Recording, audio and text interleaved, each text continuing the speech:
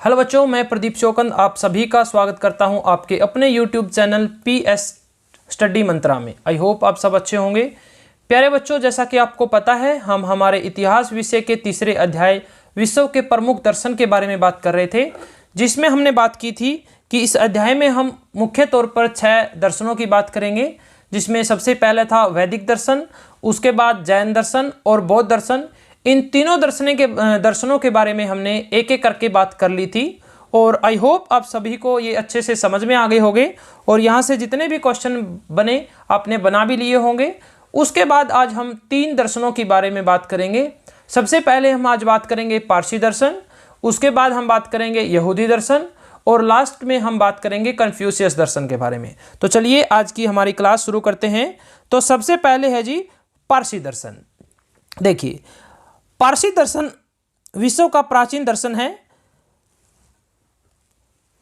इसका जन्म फारस यानी ईरान, जिसे हम आज ईरान कहते हैं, उसे पहले फारस के नाम से जाना जाता था। आर्यों का ईरानी शासक वो था, आर्यों का ईरानी शासक पैगंबर जरथुष्ट्र, अंडरलाइन कर लीजिए, जरथुष्ट्र इस दर्शन का संस्थापक माने जाते हैं। जैसे जैन धर्म के संस्थापक कौन थे? महावीर स्वामी। जैसे बौद्ध धर्म के संस्थापक कौन थे? महात्मा बुद्ध। उसी प्रकार पारसी दर्शन के जो संस्थापक माने जाते हैं वो माने जाते हैं जरथुष्ट्र, ठीक है ना, जरथुष्ट्र। इसके मुख्य देवता सूर्य, पृथ्वी और चंद्र आदि थे, परंतु सूर्य सबसे बड़ा देवता था। तो पारसी दर्शन का सबसे बड़ा देवता कौन था? सूर्य। फारस का यह प्राकृतिक दर्शन कालांतर में दर्शन श्रोवन के रूप में स्वीकार किया गया। यह श्रोवन दर्शन बाद में पारसी दर्शन बना। इस्लाम से पूर्व यानी इस्लाम धर्म से पहले ईरान में यानी फारस में जरथुष्ट्र दर्शन का प्रचलन था। जरथुष्ट्र का जन्म पश्चिम ईरान के जो पश्चिमी भाग है उसके एक प्रांत था जिसका नाम था अजरबैजान। क्या नाम था प्रांत का? अजरबैजान, अंडरलाइन कर लीजिए। जन्म हुआ इनका अजरबैजान में। इनके पिता का नाम था पोमशस्पा और इनकी माता का नाम था दूधधोवा। बचपन में ही ये बड़े चिंतनशील और आध्यात्मिक थे। 30 वर्ष की आयु में, कितनी? 30 वर्ष की आयु में एक पर्वत था जिसका नाम था सबलान पर्वत पर उन्हें ज्ञान की प्राप्ति हुई। जैसे महात्मा बुद्ध को गया के अंदर एक पीपल के वृक्ष के नीचे और महावीर जैन को एक साल के वृक्ष के नीचे ज्ञान की प्राप्ति हुई, तो इन्हें 30 वर्ष की आयु में सबलान पर्वत पर ज्ञान की प्राप्ति हुई। इनका जन्म पश्चिम ईरान में अजरबैजान प्रांत में हुआ। इनके पिता का नाम पोमशस्पा, माता का नाम दूधधोवा। तो ये सभी बातें आपको याद होनी चाहिए। अधिकांश इतिहासकार जरथुष्ट्र का काल 600 ईस्वी पूर्व मानते हैं। पारसी दर्शन के अनुसार शरीर नाशवान है। चलिए इनके कुछ विचार पढ़ लेते हैं। अब हम बात करेंगे इनके कुछ विचारों के बारे में। तो पारसी दर्शन के अनुसार शरीर कैसा है? नाशवान है। आत्मा कैसी है? अमर है। मनुष्य को अपने कर्म के अनुसार सत्य और असत्य का पालन करने में से स्वर्ग और नरक की प्राप्ति होती है। अगर वो सत्य का पालन करता है तो उसे स्वर्ग मिलता है और असत्य का पालन करता है तो उसे नरक की प्राप्ति होती है। तो ये किसका मानना है? पारसी दर्शन का।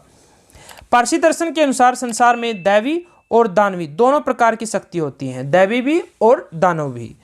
दैवीय शक्तियों का प्रतीक है वो है अहुर मजदा। दैवीय शक्तियों का प्रतीक क्या बताया इन्होंने? अहुर मजदा।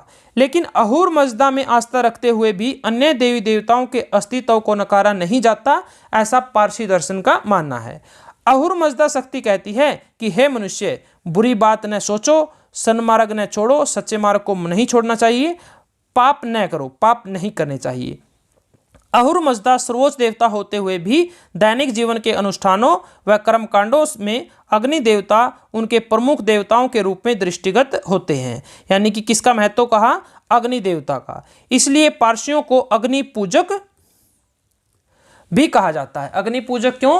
क्योंकि अग्नि जो देव है उसको भी इन्होंने महत्वपूर्ण माना है। पारसियों के शव के अंतिम संस्कार, पारसियों का शव का अंतिम संस्कार विधि भी अलग है। वह शवों को ऊंची मीनार पर खुला छोड़ देते हैं। अपने जो डेड बॉडी है उसको ऊंची मीनार पर खुला छोड़ देते हैं, जिसे दखमा या टावर ऑफ साइलेंस कहते हैं। दखमा या टावर ऑफ साइलेंस, अंडरलाइन कर लीजिए। क्या है ये? डेड बॉडी को पारसियों के द्वारा ऊपर ऊंची मीनार पर खुला छोड़ दिया जाता है, जिसे दखमा कहते हैं, जहां गिद्ध उसे नोच नोच कर खा जाते हैं। बाद में शव की अस्थियां इकट्ठी करके दफना दी जाती थी। लेकिन अब इस परंपरा में धीरे धीरे कमी हो रही है। अब पारसी लोग शवों को दफनाने लगे हैं। यही संस्कार, जो शव का संस्कार है, मैंने पहले अध्याय में सिंधु घाटी सभ्यता के जो अध्याय है उसमें भी आपको बताया था। दानवी शक्तियों का प्रतीक, यहाँ हमने बात की थी जो दान या दैवी शक्ति है उसके बारे में। अब बात करते हैं दानवी शक्ति। इसका जो प्रतीक है वो है अहिरमन, अहरिमन। अहरिमन मनुष्य को शैतान बनाकर नरक की ओर ले जाता है। इन दोनों शक्तियों में संघर्ष होता रहता है, किंतु अंतिम विजय होती है वो दैवीय शक्ति यानी कि अहुर मजदा की होती है। पारसियों के शरीर अनुसार शरीर दो भाग हैं, एक शारीरिक और दूसरा आध्यात्मिक। मरने के बाद शरीर तो नष्ट हो जाता है, किंतु आध्यात्मिक भाग जीवित रहता है। उसके बाद जो ज़रथुस्त्र हैं कि मृत्यु के बाद उनकी शिक्षाएं धीरे धीरे कहाँ, बैक्टीरिया और फारस में फैली। लगभग 633 ईस्वी में अरब मुसलमानों ने, कहाँ किसने, अरब देश थे जो अरब देशों के मुसलमानों ने इराक पर आक्रमण के कारण कुछ लोग रेगिस्तान और पहाड़ों में चले गए। यहाँ के जो फारस थे वहाँ के नागरिक चले गए और कुछ अन्य सुरक्षित स्थानों पर चले गए। यहाँ पर उन्होंने 100 साल तक रहकर गुप्त रूप से पालदार जहाज बनाए। कौन से जहाज बनाए? पालदार। अंत में जहाज से भारत आए और भारत में देखना कहाँ गए, गुजरात के काठियावाड़ के सिरे पर मछुआरों के दीव गांव में पहुंचे। कौन से गांव में? दीव गांव। कहाँ पर है ये? गुजरात के काठियावाड़ में। ठीक है। भारत में आज भी पारसी दर्शन को मानने वाले लोग हैं। वे इन्हीं प्रारंभ में बसने वाले वंशज कहलाते हैं। भारत में पारसियों का एक छोटा समुदाय है। वह मुख्य रूप से कहाँ है? पश्चिमी तट, कोलकाता, चेन्नई और दिल्ली में निवास करता है।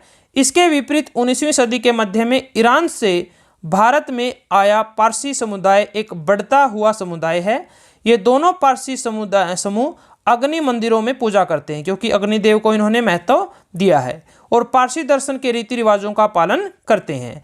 आज भारत में रहने वाले पारसी लोग नारियल, ताड़ के पेड़ उगाने के साथ साथ बड़े बड़े व्यवसाय भी कर रहे हैं। 3 पारसी, दादाभाई नौरोजी, जिन्होंने दी अनब्रिटिश रूल ऑफ इंडिया पुस्तक लिखी थी, जिसमें दादाभाई नौरोजी ने ही सबसे पहले बताया था कि किस प्रकार अंग्रेज भारतीय धन का निकास कर रहे हैं, यानी कि वो यहाँ से भारतीय धन को अपने देश में ले जा रहे हैं। फिरोज शाह मेहता, जमशेदजी टाटा और वर्तमान में रतन टाटा का भारत की राजनीति एवं उद्योग व्यवसाय में विशेष योगदान रहा है। तो ये क्या है? ये तीनों ही पारसी धर्म है, पारसी दर्शन या पारसी धर्म से संबंधित हैं। पारसी दर्शन में निराशावाद व अवसाद को तो पाप का दर्जा दिया गया है। ज़रथुस्त्र कहते हैं कि मानव इस विश्व का पूरा आनंद उठाए और खुश रहे। वह जो भी करे बस इस बात का ध्यान अवश्य रखे कि सदाचार के मार्ग पर से कभी विचलित न हो। भौतिक सुख सुविधाओं में संपन्न जीवन की मनाही नहीं है, लेकिन यह भी कहा गया कि समाज में तुम जितना लेते हो उसे अधिक देना चाहिए। जो हमसे कम संपन्न है उनकी मदद करनी चाहिए। तो यहाँ हमने बात की पारसी दर्शन के बारे में। इनके संस्थापक कौन हैं, उनका जन्म कहाँ हुआ, उनके पिता का नाम, उनकी माता का नाम, उन्हें किस आयु में ज्ञान की प्राप्ति हुई, कहाँ पर ज्ञान की प्राप्ति हुई, उनकी शिक्षाएं क्या हैं, पारसी धर्म के देवता कौन हैं, दैवीय शक्तियों का प्रतीक कौन है, दानव शक्ति का प्रतीक कौन है, इनकी क्या क्या मान्यताएं हैं, भारत में ये कहाँ पर आए, कहाँ पर रुके, और 3 जो महत्वपूर्ण व्यक्ति हैं जिनका इतिहास में अक्सर जिक्र होता है, उनका नाम। तो ये सब बातें आपको पारसी धर्म से याद होनी चाहिए। आगे बात करते हैं यहूदी दर्शन की। यहूदी दर्शन दुनिया के प्राचीन दर्शनों में से एक है। यहूदी दर्शन का आरंभ पैगंबर हजरत इब्राहिम, अंडरलाइन करना, पैगंबर हजरत इब्राहिम से माना जाता है। इब्राहिम के बाद यहूदी इतिहास में सबसे बड़ा नाम था मूसा का था। किसका नाम था इब्राहिम के बाद? मूसा का, अंडरलाइन कर लीजिए। मूसा ही यहूदियों का प्रमुख व्यवस्थाकार है। मूसा को ही पहले से चली आ रही परंपराओं की को स्थापित करने का कारण यहूदी दर्शन का संस्थापक यानी वास्तविक संस्थापक किसे माना जाता है? यहूदी दर्शन का मूसा को। किसको माना जाता है? मूसा को। जैसे जैन धर्म में 24 तीर्थकर हुए, जिसमें अंतिम जो 24वें तीर्थकर थे वो महावीर स्वामी थे, जिनको जैन धर्म का वास्तविक संस्थापक माना गया। उसी प्रकार यहूदी दर्शन का वास्तविक संस्थापक मूसा को माना गया। किसको माना गया? मूसा को माना गया। चलिए, यहूदी दर्शन की उत्पत्ति कैसे हुई इसके बारे में बात करते हैं। तो अब्राहिम, हमने पढ़ा था ना अभी, अब्राहिम को यहूदी, ईसाई और मुसलमान तीनों दर्शन, यहूदी भी, ईसाई दर्शन भी और मुसलमान तीनों दर्शनों के लोग अपने पितामह मानते हैं। अब्राहिम के दो बेटे थे। अब्राहिम के दो बेटे थे, एक का नाम था हजरत इसहाक, अंडरलाइन, और दूसरे का था हजरत इस्माइल। हजरत इसहाक और इस्माइल दो बेटे थे। दोनों के पिता एक ही थे, किंतु माँ अलग अलग थी। पिता एक, माता अलग। अब्राहिम के पोते का नाम था याकूब। याकूब कौन था? अब्राहिम का पोता। और याकूब के बेटे का नाम था यहूदा, यानी यहूदा क्या हुआ? इनका पड़पोता हुआ। अब्राहिम का पड़पोता क्या हुआ? यहूदा, जो याकूब का बेटा था। यहूदा के नाम पर ही उनके वंशज यहूदी कहलाए। तो क्वेश्चन क्या बना? तो यहूदी वंशज किस प्रकार कहलाए ये? तो क्या अब्राहिम के दो बेटे और एक पोता, पोते का नाम याकूब, याकूब के बेटे का नाम यहूदा, और यहूदा के नाम पर ही इनका नाम यहूदा दर्शन पड़ा, यहूदी वंश कहलाए। उनका यह दर्शन यहूदी दर्शन कहलाया।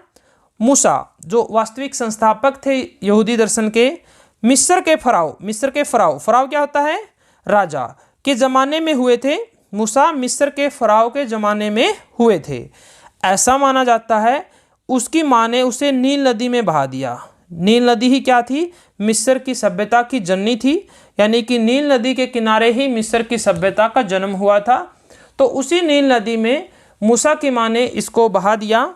फिर उसे नदी से निकालकर फराव की पत्नी ने पाला, यानी कि मिस्र के राजा थे जो, उन्होंने इसको पाला। बड़े होकर वह मिस्र के राजकुमार बने। बाद में उसने यहूदियों को जागृत कर एकजुट किया। यहूदी मान्यताओं के अनुसार ईश्वर एक है। इनका मानना क्या है? ईश्वर एक है। उसके अवतार और स्वरूप नहीं है, लेकिन एक दूत से अपने संदेश भेजता है, यानी पृथ्वी पर उनका अवश्य एक दूत होता है और उसी के माध्यम से ईश्वर अपने संदेश भेजता है। अब यहाँ से क्वेश्चन किस प्रकार बनता है? यहाँ से क्वेश्चन 6 में से किसी भी 2 दर्शन का आपसे उनके बीच समानताएं पूछ सकता है, उनके बीच असमानताएं पूछ सकता है। तो किसी को कोई ईश्वर एक मानता है, तो कोई ईश्वर कई मानता है, कोई किसी ईश्वर को महत्व देता है, कोई किसी ईश्वर को महत्व देता है, कोई तपस्या में विश्वास करता है, कोई नहीं करता है। तो इस प्रकार की बातें आपको नोट करनी है और तभी आप इस प्रकार के क्वेश्चनों को सोल्व कर पाएंगे। उसके बाद मूसा को ईश्वर का संदेश दुनिया में फैलाने का अधिकार मिला था, यानी कि ये बोलते हैं कि मैं ईश्वर का संदेश वाहक हूँ। ठीक है। यहूदी ग्रंथ तनख इब्रानी यानी हिब्रू भाषा में लिखा गया। किस भाषा में? हिब्रू में। जो ईसाइयों की बाइबल का पूर्वार्ध है। यहूदी अपने ईश्वर को यहोवा कहते थे। अंडरलाइन कर लीजिए, यहूदी अपने ईश्वर को क्या कहते थे? यहोवा। यहूदियों के पुरोहितों को रबी क्या कहते थे? रबी। हमारे यहाँ तो रबी एक फसल का प्रकार है, रबी और खरीफ की फसल, और तीसरा जायद की फसल। लेकिन रबी यहूदी अपने पुरोहितों को कहते थे और पूजा के स्थलों को सिनागोग कहते थे। सिनागोग। तो ये अंडरलाइन कर लीजिए, कहा जाता था। उसके बाद हम बात करते हैं यहूदी दर्शन की क्या क्या शिक्षाएं थी। बड़ी आसान सी हैं, आराम से याद हो जाएंगी। मैं स्वामी हूँ तेरा ईश्वर, तुझे दासता से मुक्त करने वाला है। मेरे अतिरिक्त तू किसी दूसरे ईश्वर को नहीं मानेगा। तू अपने स्वामी व अपने प्रभु का नाम व्यर्थ ही नहीं लेगा। 6 दिन तू काम करेगा, 7वें दिन विश्राम करेगा, यह प्रभु का दिन है, यानी प्रभु का नाम लेगा। अपने माता पिता का सम्मान कर उन्हें सम्मान देगा। बड़ी आसान सी शिक्षाएं हैं। तू हत्या नहीं करेगा, तू चोरी नहीं करेगा, तू अपने पड़ोसी के खिलाफ झूठी गवाही नहीं देगा, तू अपने पड़ोसी के मकान, पड़ोसी की पत्नी, नौकर, नौकरानी, उसकी संपत्ति पर बुरी नज़र नहीं रखेगा। तो ये यहूदी दर्शन की बड़ी ही आसान और बड़ी ही सरल शिक्षाएं थी। यहूदी दर्शन के अनुसार नैतिकता ही मानव जाति की पहचान है। इनके अनुसार मनुष्य के पास ईश्वर के कानून के आज्ञा पालन और आज्ञा का उल्लंघन दो विकल्प हैं, या तो आज्ञा का पालन करेगा या उनकी आज्ञा का उल्लंघन करेगा। उसके बाद पढ़ते हैं हम यरूशलेम का महत्व। यहूदी दर्शन में यरूशलेम का महत्व देखिए, यरूशलेम इजराइल देश की विवादित राजधानी है। किस देश की? इजराइल देश की। इस पर यहूदी, इस्लाम और ईसाई तीनों, यहूदी, इस्लाम और ईसाई तीनों दर्शनों के अनुयायी अपना दावा करते हैं, क्योंकि यही यहूदियों का पवित्र सुलेमानी मंदिर हुआ करता था, जो अब एक दीवार मात्र है, यानी वो खंडित हो चुका है। यही शहर ईसा मसीह, हजरत मोहम्मद की कर्मभूमि रहा है, लेकिन वास्तव में यरूशलेम प्राचीन यहूदी राज्य का केंद्र और राजधानी रहा है। यहीं पर मूसा ने यहूदियों को धार्मिक शिक्षा दी थी। तो आपसे सीधा सा क्वेश्चन क्या पूछेगा कि यरूशलेम का यहूदी दर्शन में क्या महत्व है? तो यहाँ पर तीनों ईसाई, मुस्लिम और यहूदी अपना अधिकार जताते हैं, लेकिन अंतिम रूप से कहते हैं कि ये यहूदी राज्य की केंद्र और राजधानी थी, तो उनका ही यहाँ पर अधिकार है। ठीक है। अच्छा, भारत में यहूदी, जैसे पढ़ा था हमने, पारसी में 3 व्यक्तियों के नाम बताए थे हमने कि जो भारत में रहते हैं, और हमने बात भी की थी कि जो पारसी दर्शन के, जो पारसी समुदाय के लोग हैं, वो गुजरात के काठियावाड़ में एक गांव में आए थे। तो अब बात करते हैं भारत में यहूदी। देखिए, भारत में यहूदियों ने केरल के, वह कर्नाटक में आए, गुजरात में आए थे, ये केरल के मालाबार तट पर प्रवेश किया और अतिथि प्रिय हिंदू राजा यहूदी नेता जोसेफ को उपाधि और जागीर प्रदान की। यहूदी नेता कौन? जोसेफ को उपाधि और जागीर प्रदान की। यहूदी कश्मीर और पूर्वोत्तर राज्यों में भी बसे हैं। कहाँ पर? कश्मीर में और पूर्वोत्तर राज्यों में भी बसे हैं। जब भारत में आगे बात करते हैं कन्फ्यूशियस दर्शन के बारे में। तो यहाँ हमारा यहूदी दर्शन है वो कंप्लीट हुआ। अब अंतिम दर्शन है जो कन्फ्यूशियस दर्शन है, उसके बारे में हम बात करते हैं। देखिए, जब भारत में भगवान महावीर, जैन धर्म के संस्थापक, महात्मा बुद्ध, बौद्ध धर्म के संस्थापक की शिक्षाओं का प्रचार प्रसार हो रहा था, उसी समय चीन में एक महान समाज सुधारक का जन्म हुआ जिसका नाम था कन्फ्यूशियस। यानी कि ये कहाँ की बात चल रही है? चीन की। कहाँ की? चीन की। अब देखो, महात्मा बुद्ध और महावीर स्वामी, जब इनका जन्म हुआ, जब इन्होंने ज्ञान की प्राप्ति की, उस समय वैदिक सभ्यता के बाद जो 16 महाजनपद हुए, उनमें से सबसे शक्तिशाली था मगध, और उसी मगध पर काफ़ी शक्तिशाली वंशों ने शासन भी किया। तो उस समय जो फैल रही लोगों में स्वार्थ की भावना, अनेकों आडंबर, अनेकों बुरी रीति रिवाज चल रहे थे, यानी लोग एक अधर्म के मार्ग पर उतर गए थे। तो उनको सही रास्ता दिखाने के लिए, उनको प्रकाश दिखाने के लिए हमारी पवित्र धरती पर 2 महान पुरुषों का जन्म हुआ, महावीर स्वामी और महात्मा बुद्ध। और उन्होंने यहाँ के लोगों को उस समय एक मार्ग दिखाया, एक सही दिशा दिखाई, सभी का मार्गदर्शन किया। तो उसी प्रकार चीन में भी एक महापुरुष का जन्म हुआ जिसका नाम था कन्फ्यूशियस। देखो, उस समय चीन में झोउ राजवंश था। कौन सा था? झोउ राजवंश। शक्ति कम होने के कारण वहां अनेक राज्यों का उदय हो रहा था। जो झोउ राजवंश था उसकी शक्ति कम हो रही थी, और राज्य था जो अनेक राज्यों में का उदय हो रहा था, यानी उसके टुकड़े हो रहे थे, तथा वे आपस में लड़ते रहते थे। जैसे हमारे 16 महाजनपद हुए, मगध सबसे शक्तिशाली था, तो धीरे धीरे 16 के 16 महाजनपद आपस में लड़ते रहते थे आपस में। तो उसी प्रकार की कहानी चीन में है। इस समय चीन की जनता बहुत कष्टदायक जीवन यापन कर रही थी। ऐसे समय में चीन वासियों को नैतिकता का पाठ पढ़ाने के लिए कन्फ्यूशियस का जन्म हुआ। चलिए, कन्फ्यूशियस का जीवन के बारे में बात करते हैं कि कन्फ्यूशियस का जीवन कैसा था। चलिए, कन्फ्यूशियस का जन्म ईसा मसीह के जन्म से करीब 550 वर्ष पहले हुआ, बाद में नहीं, पहले। ईसा मसीह के जन्म से 550 वर्ष पहले चीन के शानदांग प्रदेश में, अंडरलाइन कर लीजिए, कहाँ, चीन के शानदांग प्रदेश में हुआ। बचपन में इसके पिता की मृत्यु हो गई। 17 वर्ष की आयु में ही उसने सरकारी नौकरी की और कुछ वर्ष बाद सरकारी नौकरी छोड़कर फिर शिक्षण कार्य में यानी कि अध्यापक के रूप में कार्य करने लग गए।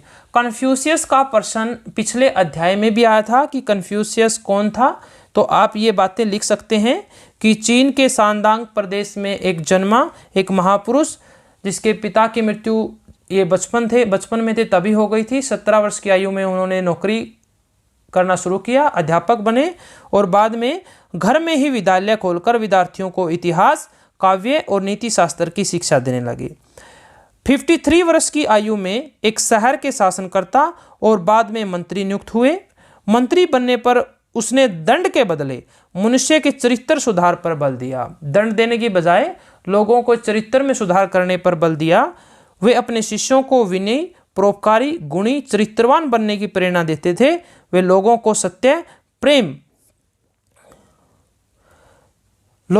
सत्य प्रेम की जो शिक्षाएं थी वो देते थे। आगे बात करते हैं कन्फ्यूशियस की शिक्षाएं क्या थी। देखिए, कन्फ्यूशियस एक समाज सुधारक था। उन्होंने ईश्वर के बारे में कोई उपदेश नहीं दिया।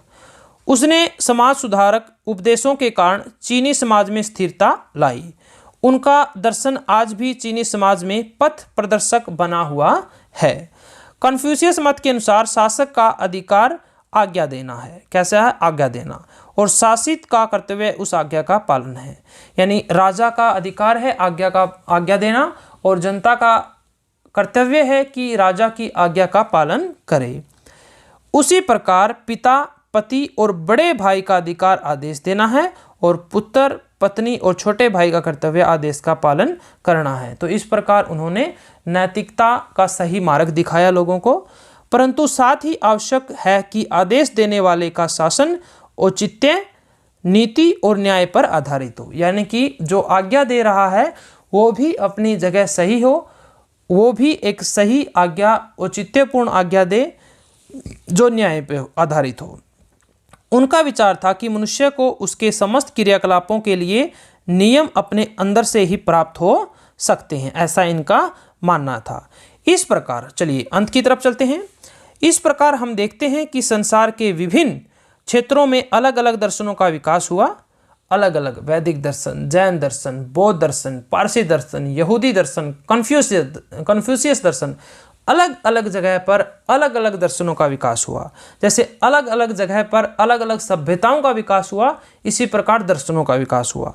सभी ने मानव जाति को बुरे कार्यों से बचने और सत्य के मार्ग पर चलने की प्रेरणा दी। इन दर्शनों ने समाज को एकता के सूत्र में बांधने का प्रयत्न किया। विश्व के सभी दर्शनों का अंतिम लक्ष्य मानव जीवन को आध्यात्मिक और श्रेष्ठ बनाना था। तो क्वेश्चन पूछ सकते हैं कि विश्व के जो दर्शन हैं उनका अंतिम लक्ष्य क्या था? अंतिम लक्ष्य था मानव जीवन को आध्यात्मिक और श्रेष्ठ बनाना। सभी दर्शन मनुष्य के चरित्र निर्माण के लिए सद्गुणों की आवश्यकता पर बल देते हैं। मानव सेवा, परोपकार, अहिंसा, प्रेम आदि भावनाएं सभी दर्शनों में पाई जाती है। ये तो समानता हो गई। हमें सभी दर्शनों के प्रति सम्मान की भावना रखनी चाहिए। उसके बाद कुछ महत्वपूर्ण शब्दावली के बारे में हम बात करते हैं। जैसे कि हमने पिछले अध्याय में भी कुछ उपयोगी शब्द के बारे में बात की, तो इस अध्याय में भी बहुत सारे शब्द आए हैं। शायद वो आपको समझ में ना आए हो।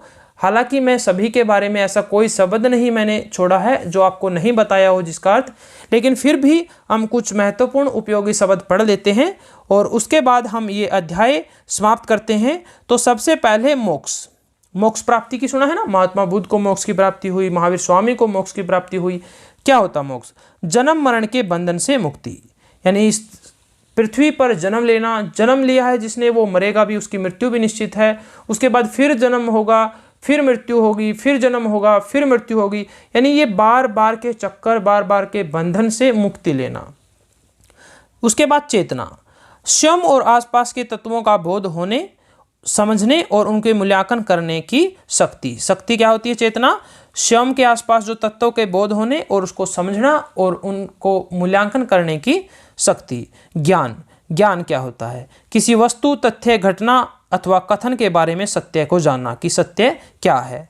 मानवता, मानवता मनुष्य का वह गुण है जिससे वह अन्य लोगों का दुख दर्द को महसूस करे और उनके सुखी जीवन के मार्ग में बाधक न बने। वही मानवता है, वही इंसानियत है। उनकी प्रगति व विकास में सहायक हो। इसके मूल तत्व हैं सत्य, अहिंसा, प्रेम, दया, करुणा, त्याग और ईमानदारी।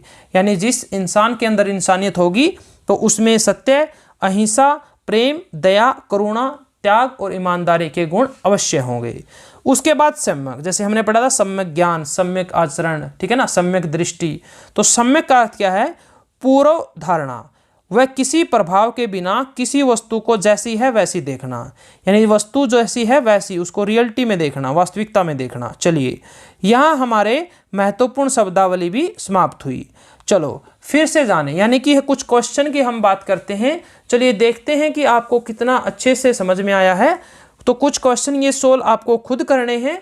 अगर आपसे ये क्लास लगाने के बाद ये सभी क्वेश्चन आसानी से सोल्व हो जाते हैं तो इसका मतलब कि जो मेरा उद्देश्य था आपको पढ़ाने का वो सफल हुआ।